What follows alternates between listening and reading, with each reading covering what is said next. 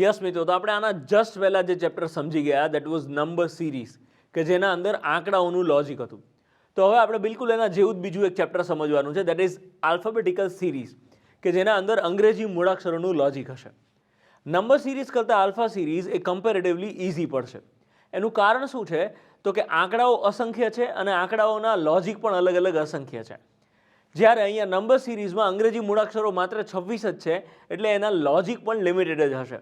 એટલે number series કરતાં alphabetical series એ comparatively easy રહેશે. આલ્ફાબેટિકલ સિરીઝ એટલે કે મૂળાક્ષર શ્રેણીના આધારે કેવા પ્રશ્નો પૂછાય છે એ સમજી લઈએ પહેલાં. ધારો કે આપણને એવો પ્રશ્ન પૂછે કે A, B, C, D, તો હવે શું આવે? તો એકદમ ઇઝી વસ્તુ છે ને, ક્લિયરલી દેખાય છે કે A, B, C, D, તો હવે E આવશે. બીજું એક એક્ઝામ્પલ સમજીએ મિત્રો કે A, C, E, G, તો હવે શું આવે? તો અહીંયા આપણને ક્લિયરલી દેખાય છે. શું દેખાય છે તો કે A આપેલો છે, પછી B છોડી અને C આપ્યો છે, એના પછી D છોડીને E આપ્યો છે, F છોડીને G આપ્યો છે. તો એક મૂળાક્ષર લખે છે ને એક મૂળાક્ષર છોડે છે. તો A લખ્યો, B છોડીને C લખ્યો, D છોડીને E લખ્યો, F છોડીને G લખ્યો, તો હવે H છોડીને I લખાશે. હજી આના જેવું બીજું એક એક્ઝામ્પલ સમજી લઈએ. A, E, I, O, તો હવે શું આવે? યુ આવે સાહેબ. એક્ઝેક્ટલી જીગા, પણ કેવી રીતે? અંગ્રેજી મૂળાક્ષરના સ્વર એ બધા. પરફેક્ટ. તો મિત્રો અહીંયા અંગ્રેજી મૂળાક્ષરના 5 સ્વર છે. A, E, I, O, તો હવે યુ આવશે. તો આ થયો આલ્ફાબેટિકલ સિરીઝનો બેઝિક કન્સેપ્ટ. તો ચલો મિત્રો, હવે આપણે નંબર સિરીઝની જેમ આલ્ફાબેટિકલ સિરીઝના પણ કેટલાક એક્ઝામ્પલ્સ જોઈ લઈએ, તો આપણને એક્ઝેક્ટ ખ્યાલ આવે કે અલગ અલગ પ્રકારના લોજિક લગાવીને સ્પર્ધાત્મક પરીક્ષામાં કેવા કેવા પ્રશ્નો પૂછાય છે.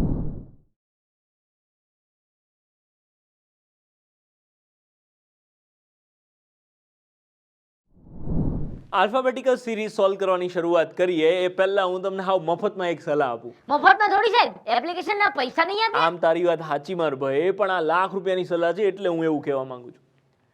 બાય ધ વે, હું પર્સનલી એવી એડવાઇસ આપું છું કે કોઈ પણ પરીક્ષામાં એક પણ માર્કનું રિઝનિંગ પૂછાવાનું હોય તો આપણી પાસે પહેલેથી ABCD લખેલી રેડી હોવી જોઈએ. અને ABCD કયા ફોર્મેટમાં હોવી જોઈએ તો કે A થી Z સુધી લખો, એના સીધા અને ઊંધા નંબર આપો.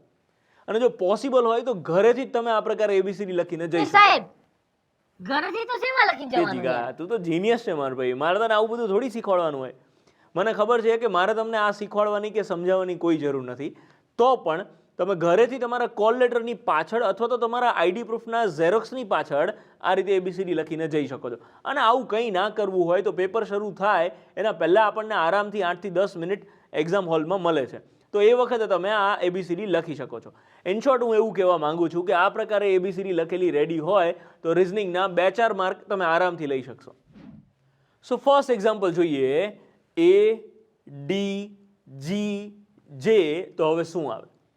ઘણી વખત તમે ABCD બોલવાની શરૂઆત કરો તો પણ આ પ્રકારની સિરીઝ બહુ ઇઝીલી સોલ્વ કરશો. આપણે ABCD બોલીને આ સિરીઝ સોલ્વ કરીએ કે A લખ્યો છે, પછી B અને C છોડી અને D લખ્યો છે, E અને F છોડી અને G લખ્યો છે, H અને I છોડી અને J લખ્યો છે.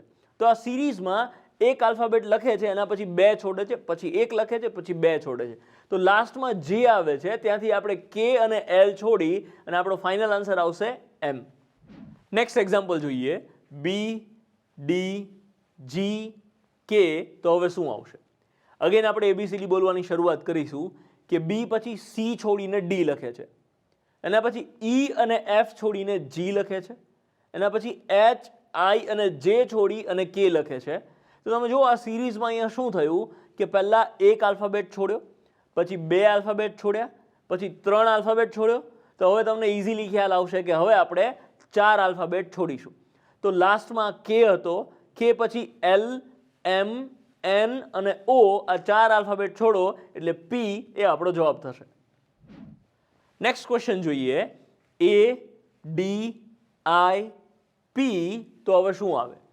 તો આપણે ABCD બોલીને જ આ ક્વેશ્ચન સોલ્વ કરીશું કે A પછી B અને C છોડીને D છે, એના પછી E, F, G, H છોડીને I છે, I પછી J, K, L, M, N, O છોડીને P છે.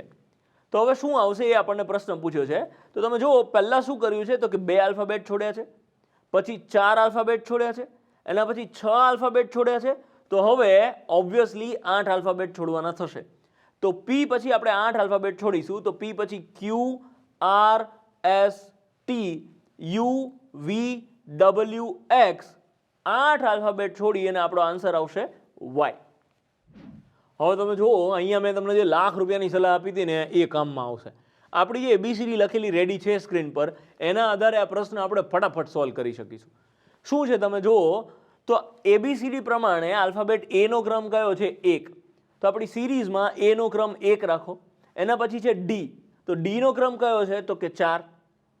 આઈ નો ક્રમ કયો છે તો કે 9 અને પી નો ક્રમ કયો છે તો કે 16. તો હવે અહીંયા આપણને ક્લિયરલી દેખાય છે કે 1 નો વર્ગ, 2 નો વર્ગ, 3 નો વર્ગ, 4 નો વર્ગ આ પ્રમાણે સિરીઝ અરેન્જ થયેલી છે. તો એના પછી આવશે 5 નો વર્ગ. તો 5 નો વર્ગ છે 25 અને 25 ના ક્રમમાં છે વાય. તો આપણો અહીંયા ફાઇનલ આન્સર આવશે વાય. તો આ રીતે મેં તમને જે સલાહ આપી હતી એ પ્રમાણે જો આ એબીસીડી આપણા સામે લખેલી રેડી હોય તો આપણે ઘણા બધા પ્રશ્નોના જવાબ બહુ ઝડપથી આપી શકીશું. નેક્સ્ટ ક્વેશ્ચન જોઈએ. એ ડી એચ કે ઓ. તો હવે શું આવશે? અગેન અહીંયા આપણે એબીસીડી બોલવાની શરૂઆત કરીશું કે એ લખ્યો છે, એના પછી બી અને સી છોડીને ડી, ઈ એફ જી છોડીને એચ, આઈ જે છોડીને કે, એલ એમ એન છોડીને ઓ. તો અહીંયા શું કર્યું છે તમે જુઓ કે પહેલા 2 આલ્ફાબેટ છોડ્યા છે, પછી 3, પછી 2, પછી 3. તો હવે ઓ પછી 2 આલ્ફાબેટ છોડી અને જે આવે એ જવાબ આવશે. તો ઓ પછી પી અને ક્યુ છોડી અને આર એ આપણો જવાબ થશે.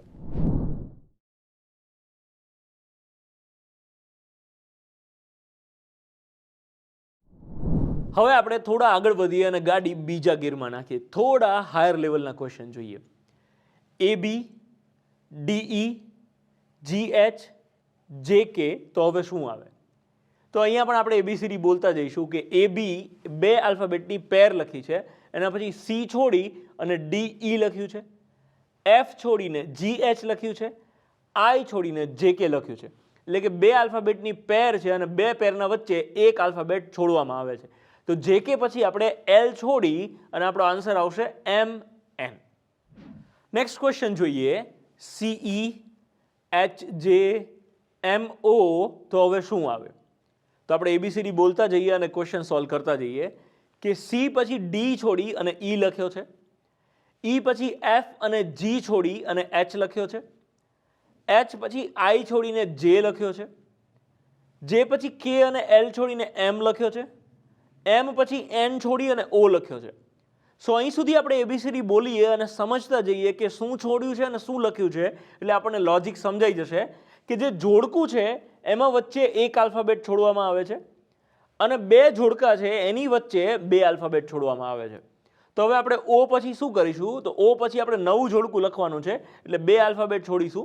તો ઓ પછી પી અને ક્યુ છોડી અને આર લખાશે અને ઇન્ટરનલી આપણે એક આલ્ફાબેટ છોડીએ છીએ. તો આર પછી એસ છોડી અને ટી લખાશે. તો આપણો ફાઇનલ આન્સર થશે આર ટી. નેક્સ્ટ ક્વેશ્ચન જોઈએ. A Z B Y C X. તો હવે શું આવશે? તો અહીંયા આપણને ક્લિયરલી દેખાય છે કે એ નું ઝેડ સાથે ડાયરેક્ટ એબીસીડીમાં કનેક્શન નથી.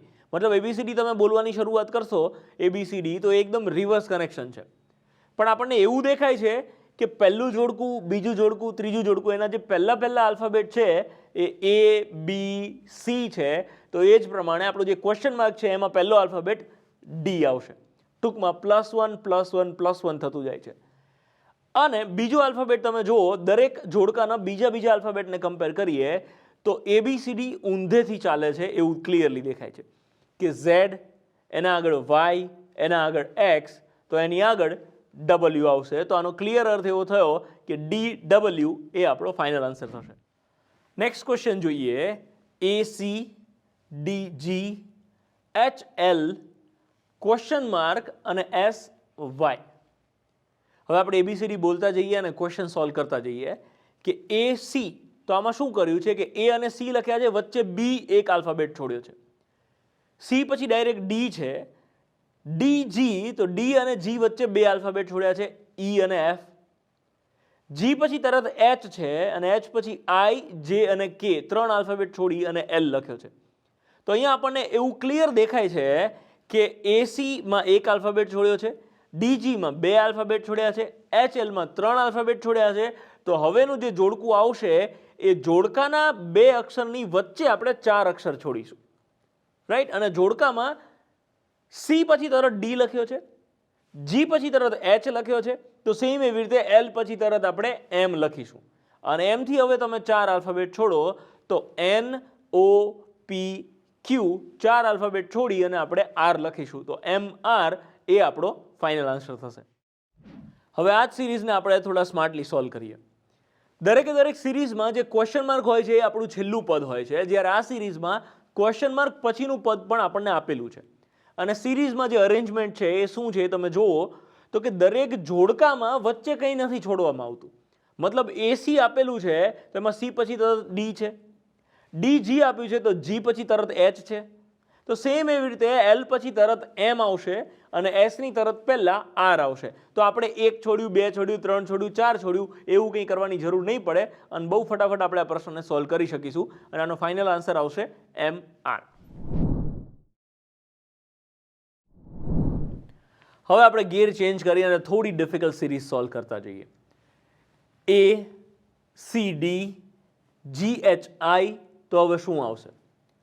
અહીંયા આપણને દેખાય છે કે પહેલા પદમાં 1 આલ્ફાબેટ છે, પછી 2 આલ્ફાબેટ, પછી 3 આલ્ફાબેટ. તો હવે આન્સરમાં 4 આલ્ફાબેટ વાળું જોડકું આવશે. અને એબીસીડી બોલતા જઈએ એટલે આપણે સિરીઝની ફોર્મેશન શું છે એ ખબર પડે.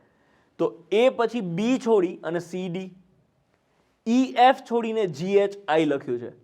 તો ફોર્મેટ એવી પ્રકારની છે કે 1 આલ્ફાબેટ લખીને 1 આલ્ફાબેટ છોડ્યો છે, 2 આલ્ફાબેટ લખીને 2 આલ્ફાબેટ છોડ્યા છે. તો હવે 3 આલ્ફાબેટ લખીને 3 આલ્ફાબેટ છોડવાના થશે. તો જી એચ આઈ પછી જે કે એલ છોડી એમ એન ઓ પી એ આપણો ફાઇનલ આન્સર થશે. નેક્સ્ટ ક્વેશ્ચન જોઈએ. C D B H I G M N L, તો હવે શું આવશે? તો એબીસીડી બોલીને આ પ્રશ્ન સોલ્વ કરવાનો પ્રયત્ન કરીએ. સી ડી, એના પછી બી જે આવે છે એ આલ્ફાબેટિકલી સી કરતાં પહેલાં આવે છે. તો એનો જે ક્રમ છે એ મેન્ટેન નથી થતો, એટલે આપણે આ પ્રકારે કદાચ એબીસીડી બોલી અને આ પ્રશ્ન સોલ્વ નહીં કરી શકીએ. તો આવા પ્રકારના પ્રશ્નોમાં આપણે શું કરીશું? તો જે પદ આપેલા છે અહીંયા C D B H I G M N L, આ જે 3 પદ આપ્યા છે એ 3 પદના પહેલા આલ્ફાબેટને આપણે કમ્પેર કરીશું. તો સી થી એચ કેવી રીતે આવે છે? તો સી થી ડી, ઈ, એફ, જી 4 આલ્ફાબેટ છોડી અને એચ આવે છે. એચ થી એમ કેવી રીતે આવે છે એ જોઈ લઈએ. તો એચ થી આઈ, જે કે એલ 4 આલ્ફાબેટ છોડી અને એમ આવે છે. તો હવે સેમ એ પ્રકારે એમ થી 4 આલ્ફાબેટ છોડીશું આપણે. તો એમ થી એન ઓ પી ક્યુ 4 આલ્ફાબેટ છોડી અને આર આવશે. સો પહેલો આલ્ફાબેટ થઈ ગયો. સેમ એવી રીતે આપણે બીજા આલ્ફાબેટને કમ્પેર કરીશું અને ત્રીજા આલ્ફાબેટને કમ્પેર કરીશું. આ કેસમાં એવું છે કે આપણને ક્લિયરલી દેખાય છે કે સી પછી તરત ડી આવે છે, એચ પછી તરત આઈ આવે છે, એમ પછી તરત એન આવે છે. તો સેમ એવી રીતે આર પછી તરત એસ આપણે મૂકી શકીએ. અને જો આવી રીતે ક્લિયરલી મેન્શન ના કરેલું હોય, ક્લિયરલી ના દેખાતું હોય, તો આપણે બીજા આલ્ફાબેટને કમ્પેર કરી શકીએ, ત્રીજા આલ્ફાબેટને કમ્પેર કરી શકીએ. ત્રીજો આલ્ફાબેટ કઈ રીતે છે? તો તમે અહીંયા એવી રીતે પણ જોઈ શકો છો કે જે પહેલો આલ્ફાબેટ છે સી, એની આગળ બી આવે છે, એચની આગળ જી આવે છે, એમની આગળ એલ આવે છે.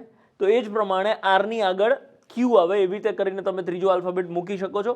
અધરવાઇઝ ત્રીજા આલ્ફાબેટને ડાયરેક્ટલી કમ્પેર પણ કરી શકાય છે. તો આપણો અહીંયા ફાઇનલ આન્સર આવશે આર એસ ક્યુ. આ જ સિરીઝ આપણે બીજી એક રીતે સમજીએ કઈ રીતે સોલ્વ કરી શકાય. તો તમે જુઓ, પહેલું જે જોડકું છે એમાં ત્રણેય આલ્ફાબેટ એ ક્રમિક જ છે પણ એનો ક્રમ અલગ છે. હું શું કહેવા માંગુ છું કે બી સી ડી આ રીતે અરેન્જ થયેલા છે, પછી ઈ એફ છોડીને જી એચ આઈ આવી રીતે અરેન્જ થયેલા છે, જે કે છોડીને એલ એમ એન, તો હવે ઓપી છોડીને ક્યુ આર એસ આ રીતે પણ આન્સર આપી શકીએ છીએ. અને મારા માનવા પ્રમાણે આવી રીતે આપણે ફટાફટ આન્સર આપી શકીશું. નેક્સ્ટ સિરીઝ જોઈએ. C X D W, E V F U, G T H S, I R J Q, તો હવે શું આવશે? તો તમે આ સિરીઝમાં જુઓ દરેક પદનો પહેલો અને ત્રીજો આલ્ફાબેટ જુઓ એ આલ્ફાબેટિકલ ઓર્ડરમાં છે, એટલે કે ABCD પ્રમાણે છે. CDEFGHIJ. તો હવે સેમ એ પ્રમાણે આન્સરમાં KL આવશે. અને દરેક પદનો બીજો અને ચોથો આલ્ફાબેટ તમે જુઓ XW. તો તમે જુઓ રિવર્સમાં ઊંધું જાય છે આલ્ફાબેટિકલ ઓર્ડરમાં. તો X ની પહેલા W, એની પહેલા V, એના પહેલા U, એના પહેલા T, એ પહેલા S, R, Q, P અને O.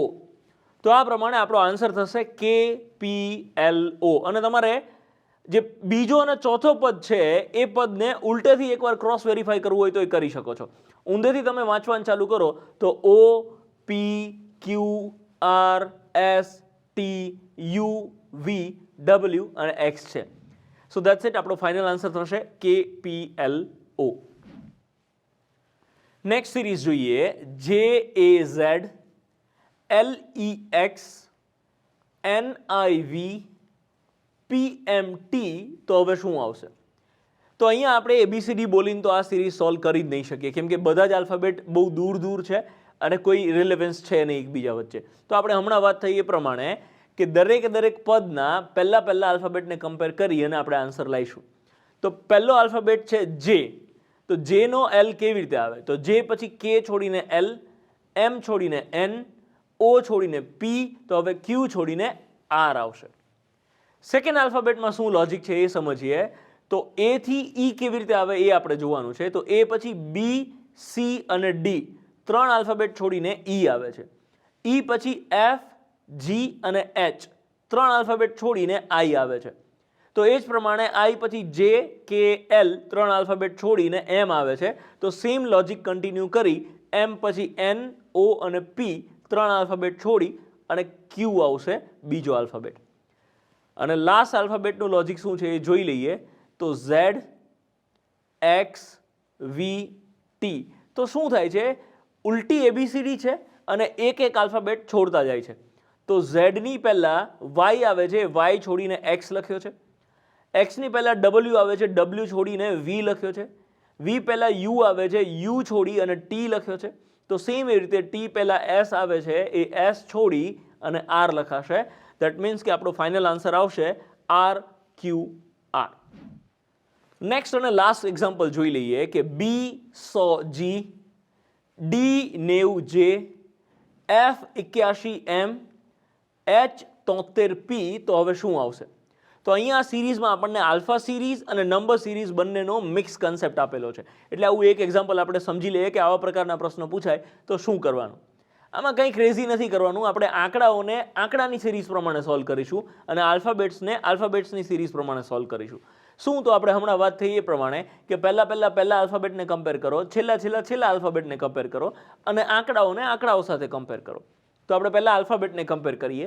તો B પછી C છોડીને D, E છોડીને F, G છોડીને H, તો I છોડીને J આવશે. લાસ્ટ આલ્ફાબેટ જોઈ લઈએ. G થી J કેવી રીતે થાય? તો G થી H અને I છોડી અને J આવે છે. K, L છોડીને M આવે છે. N, O છોડીને P આવે છે. તો એ જ પ્રમાણે Q અને R છોડીને S આવશે. હવે આપણે નંબર સિરીઝ જોઈ લઈએ. આંકડાઓનું લોજિક શું છે? તો કે 100 ના 90 કેવી રીતે થાય? તો આપણને બધાને ખબર છે એ પ્રમાણે કે સૌથી પહેલાં આપણે ડિફરન્સ શોધીશું. ડિફરન્સથી જવાબ ના આવે તો ઘન, એનાથી જવાબ ના આવે તો વર્ગ અને ભાગાકારવાળું લોજિક. પણ આપણે વાત થઈ છે એ પ્રમાણે મોટાભાગની સિરીઝના જવાબ ડિફરન્સથી આવી જશે. 100 ના 90 કેવી રીતે થાય છે? તો કે -10. 90 ના 81 કેવી રીતે થાય? તો કે -9. 81 ના 73 કેવી રીતે થાય? તો કે -8. તો -10, -9, -8. તો હવે -7 આવશે. 73 માંથી 7 જાય તો 66. સો આપણો ફાઇનલ આન્સર થશે J66S.